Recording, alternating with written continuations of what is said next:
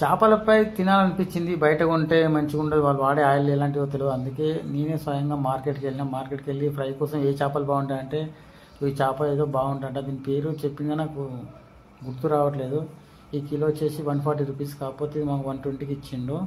ఇది ఒకే ఒక చేప, దీన్ని 4 పీసెస్ చేసినాం.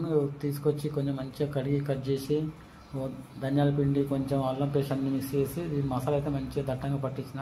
ఇలా పట్టించి ఒక 15 నిమిషాలు పక్కకు పెట్టుకోవాలి.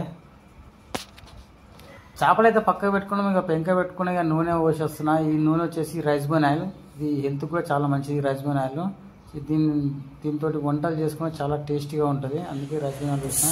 పక్కన నూనె కూడా వేడెక్కేసింది. ఇలా చేప ఒక్కొక్కటి వేసేయాలి.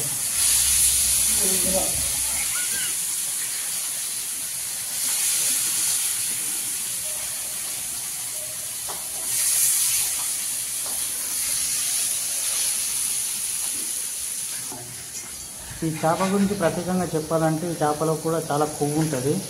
ఆయిల్ తక్కువ వస్తున్నాం సరిపోతుంది, అందుకే నేను ఆయిల్ తక్కువ వచ్చినా. అసలు మ్యాక్సిమం నేను కూడా ఆయిల్ తక్కువనే తింటాను. నాకు ఆయిల్తో ఉంటే ఎక్కువ ఇంట్రెస్ట్ ఉంది, అందుకే ఆయిల్ తక్కువ వచ్చిన. ఆల్రెడీ చేపలు కూడా ఆయిల్ తక్కువ కదా. ఒకేసారి 4 వెంటనే వేసేసిన. ఇక చేస్తుంటే మాత్రం మంచి స్మెల్ వచ్చేస్తుంది. మాడిపోకుండా జాగ్రత్త పడాలి.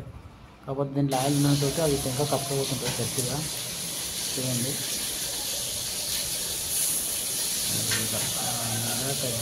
మెల్లమెల్లగా తిప్పేస్తున్నా.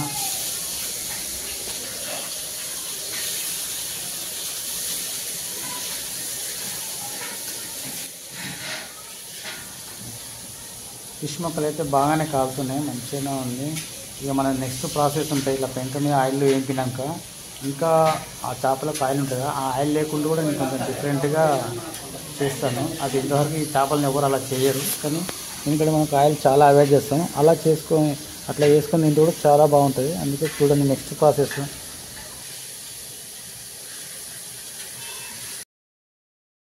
ఫిష్ని నూనెలో వేపుకున్నాక కొంచెం ఇట్లా ఆయిల్ లేకుండా ఉండాలంటే మనం ఇట్లా మంటపై ఇట్లా బాయిల్ చేసుకుని అనుకో, ఒకసారి వేడి చేసుకుని అనుకో, ఆయిల్ మొత్తం వెళ్ళిపోతుంది.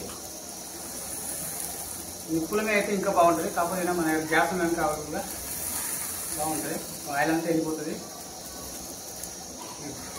ఫిష్ మాత్రం చాలా టేస్టీగా ఉంటుంది.